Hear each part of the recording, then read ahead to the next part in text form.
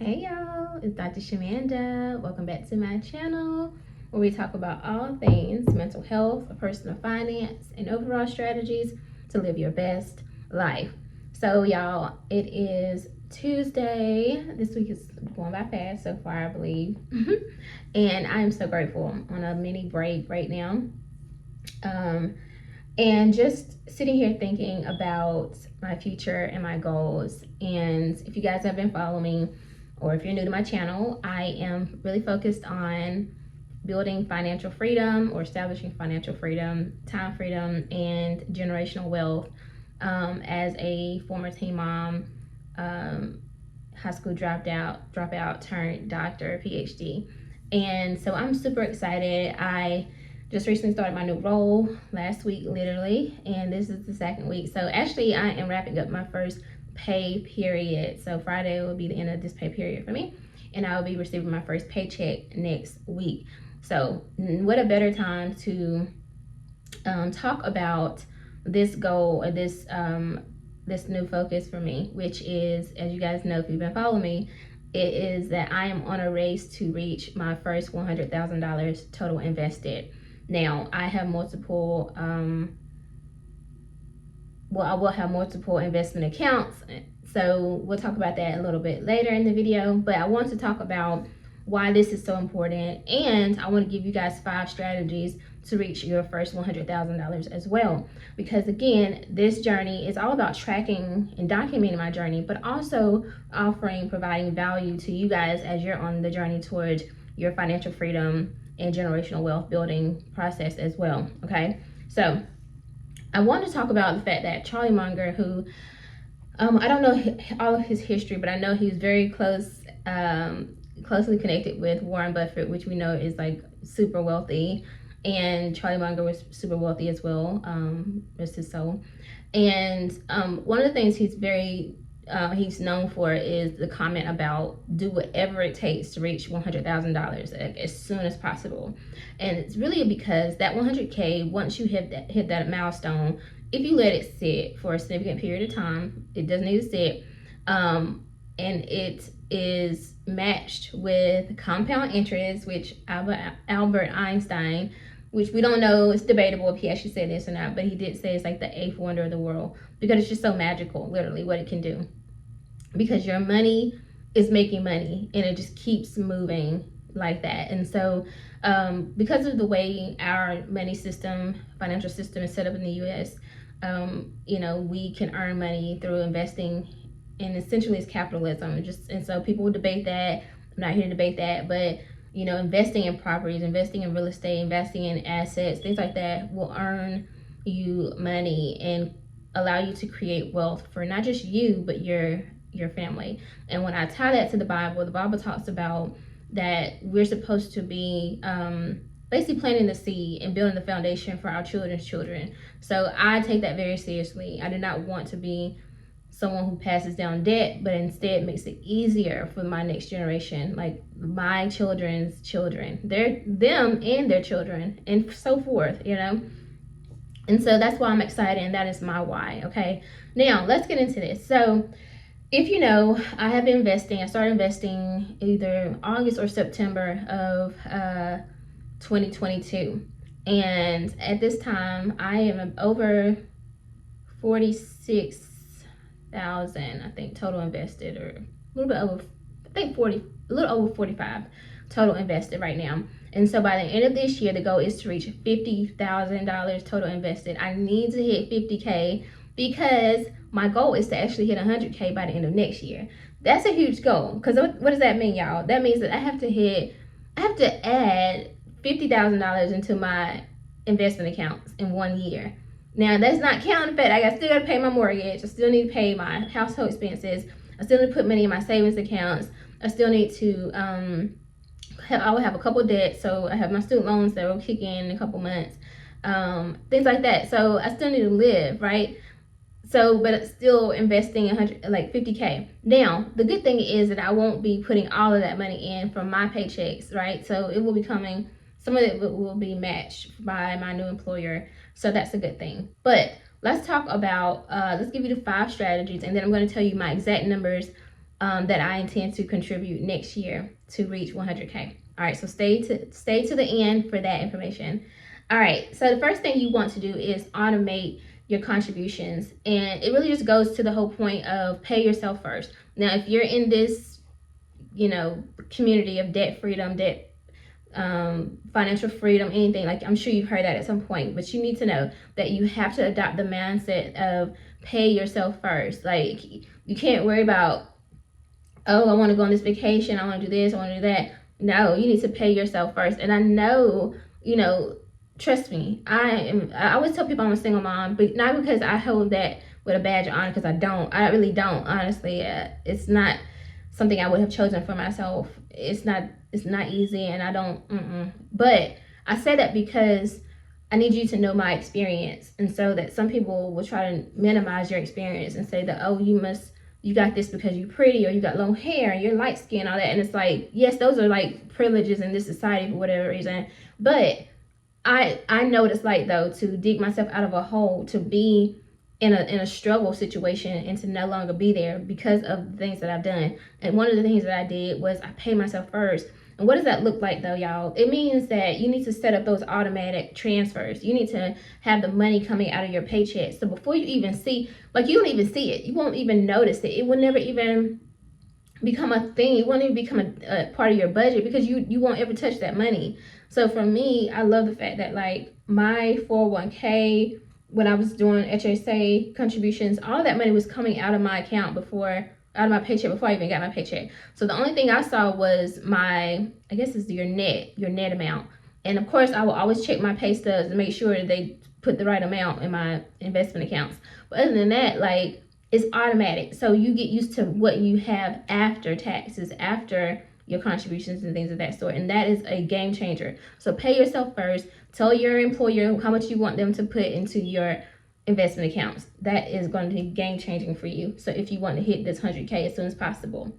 The next thing you want to do, and this is something I do all the time, and I plan to continue to do, is increase your contributions every time you get a raise, or if you get like any extra income. Now, you guys have been following me this past year alone. You know that I was juggling all kinds of different streams of income that were I guess you call them active incomes, because I had to actually work for it. So you have passive and you have active. So I was teaching part-time. I was also seeing private patients through my virtual practice, and so those streams of income I had to earn, actively work for. And so I utilized that extra income to pay off debts, but it also allowed me to make contributions to my 401k or to my Roth. For example, I maxed out my Roth IRA. So things like that. Like, anytime you get a raise, the goal is, and one thing I've learned over the years is that every time you get a raise, you get your annual raise, you want to go ahead and let that be a trigger to automatically increase your contribution by at least 1 or 2%, based on how much of your raise is. But like, that way you don't even see that raise. And some people be like, like, I've been working all year, I want to see this extra money. Okay, it's up to you, baby. Which one's more important? Do you want this 100K so you can retire early? And I'm gonna tell y'all how much my 100K is gonna be if I continue this journey. So I'm gonna tell y'all that, so stay to the end. But do you want to hit that number, or is it more important for you to see this extra money in your paycheck? For me, I don't even want to see it. So I'm going to actually increase my contribution to match whatever that increase would be, right? So let's say, for example, if the breakdown would be an extra $200 in my paycheck, then I'm going to increase my contribution so that an extra $200 actually goes to my investment account every paycheck. So I don't ever even see it. Now, it may equal up to maybe $10, $15 extra in my paycheck, but that's fine, because at least I know now, though, that my investments are growing more and faster, because there's more money going in every paycheck. So that's the second thing you want to do. Okay. Now, the third thing is you want to maximize your retirement accounts. Now, if hopefully you work for a company or organization that provides a retirement account, essentially, right? So 401k, 457b, 403b, depends on the structure of your organization. Like, if you work for a nonprofit, they'll be called different titles, different things, but essentially they're the same thing. But you want to check those out. And I didn't even know. I mean, I knew, but I didn't know it was really. My company offers a 401k. I think it offers a Roth 401k as well, and then they offer the 457b. I just learned about the 457b like literally a few weeks ago, and I was like, oh my gosh, like, and I can contribute to both of them. So that is like a mastermind, right? Like that is like gold, right? Like, but if you don't know about those, then you wouldn't use them. So now that you know, and I'm telling you, I want you to take a moment this week and go check out what investment accounts your employer offers if you work a regular full-time job. Now, I'm not gonna let y'all who are 100% self-employed off the hook, because there's a such thing called a SEP. I think it's a SEP 401k. So I think essentially it's like if you own your own business, you can still set up a 401k because you're your own employer essentially. So you can put money there and then you can actually contribute as the employee. So there's other ways. So we're not about to, we're not using that for an excuse. And you can always use just a regular brokerage account and there's no limit. Now that right there was mind blowing for me because y'all, I didn't even know that. Like I'm telling y'all, I'm on this journey with y'all. When I say I'm on it with y'all, I'm on it with y'all. So I'm learning too. But like that right there is a game changer for me. So regardless, let's say you max out your 401k. Now that's, I think for this year, I think it was $23,500. And then let's say the next thing you do is you max out your Roth, and the max for that this year was $7,000. So now you have over $30,000. But let's say for some reason, however, like you getting this money and you got more money that you can contribute because you still have space for and room for more money, like to add to those accounts.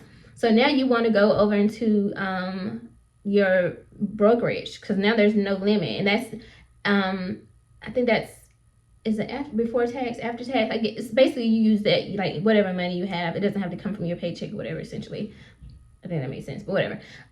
So you can now you want to put as much money in that account as well, and so but utilize all the accounts that are possible. Just be mindful of the maximum contribution limits because you don't want to get dinged on that when it's tax time because they will ding you now. They ain't ding me because I know. But most employers have this catch thing where they can, by the end of the year, like if they know you're getting close to like going over that maximum contribution, it'll stop it. So just talk to your employer provider, your investment provider at your employer. Yeah.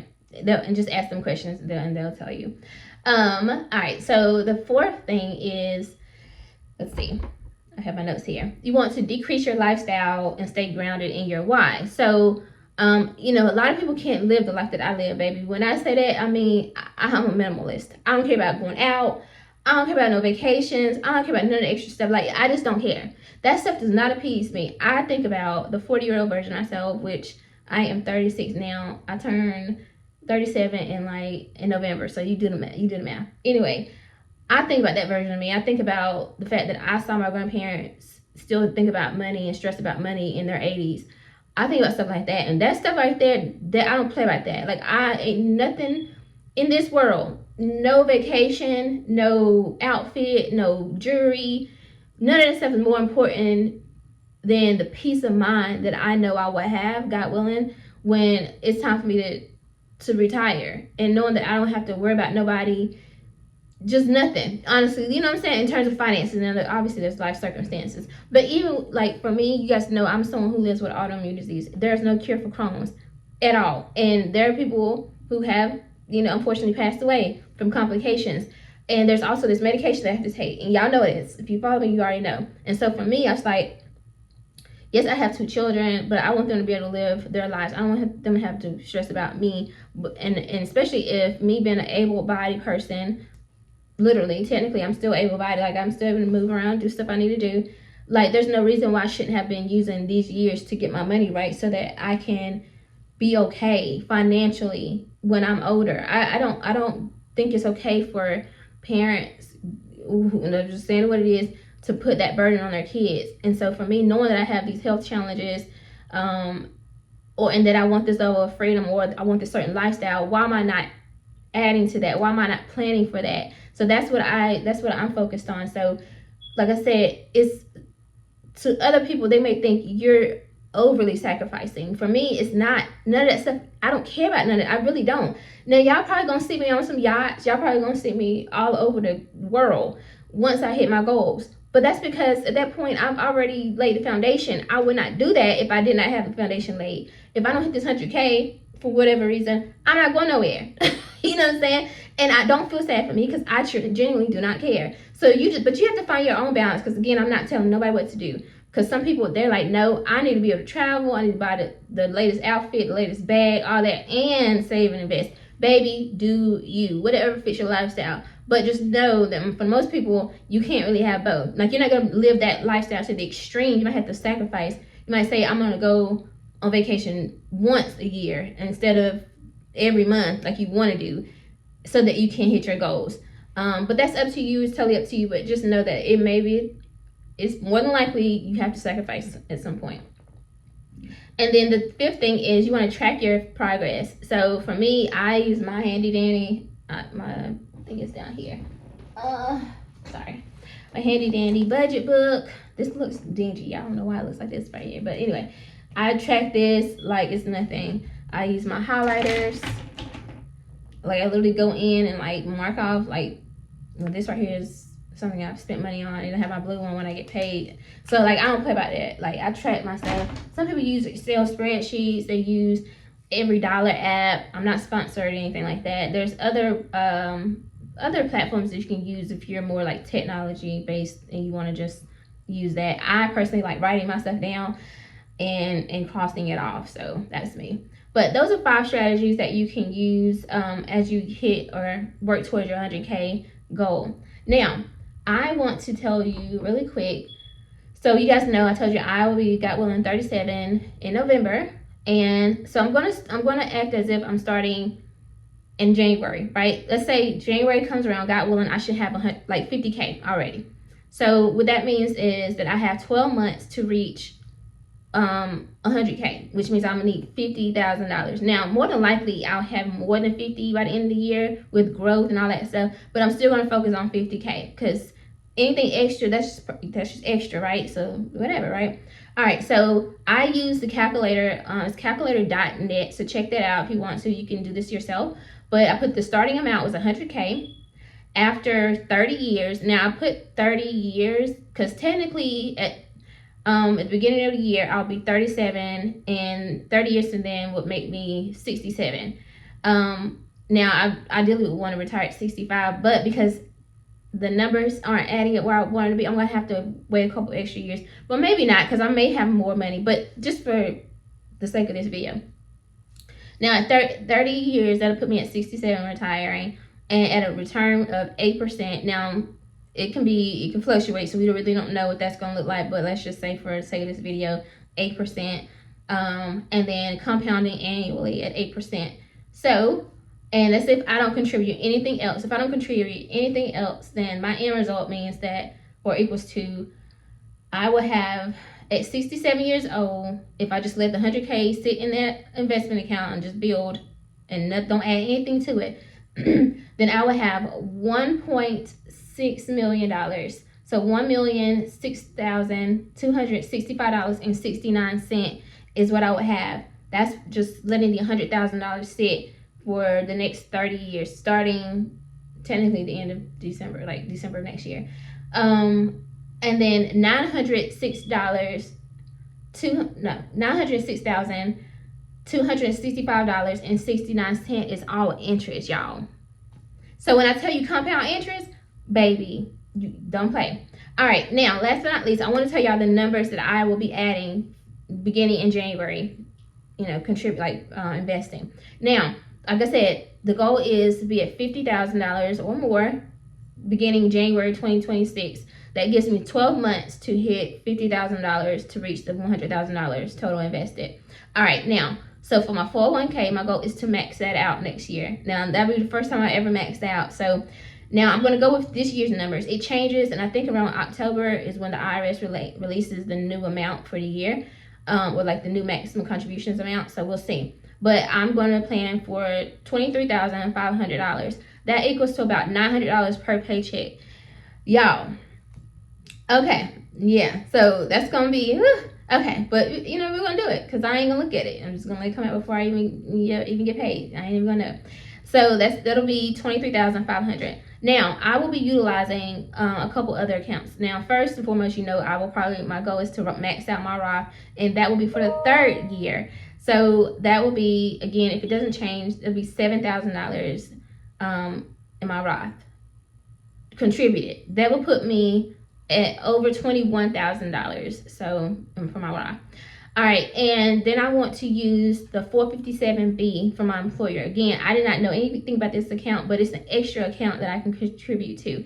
But I'm only going to put $10,000 into that account, and that'll be broken down per paycheck as well. So 26. Let's see. Let's just imagine it's 26 paychecks.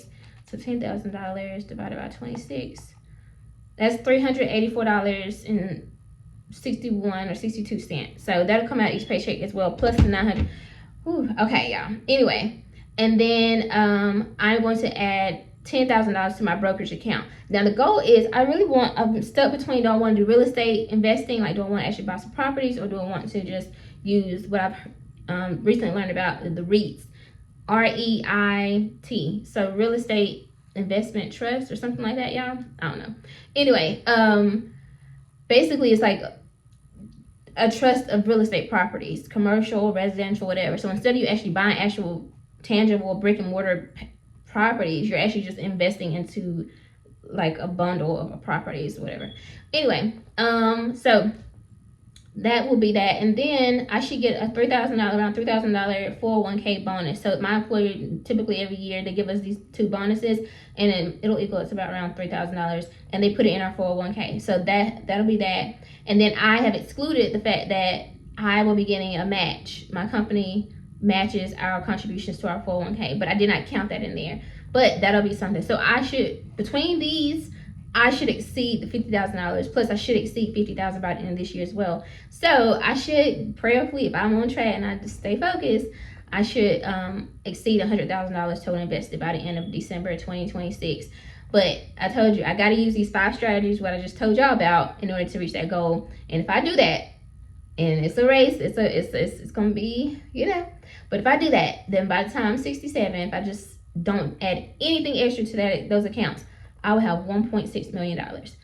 That to me is worth it. Just one more year of my life. Well, I guess technically 17 months of my life is possible, and to me it'll be worth it. So anyway, that's what I have for you guys this video. I hope you like this video. If you do, like, comment, subscribe, and share, and I will see you guys next time. All right, thank you so much for being on this journey with me. We are doing it, y'all. We're gonna get it. All right, I'll see you guys next time. All right.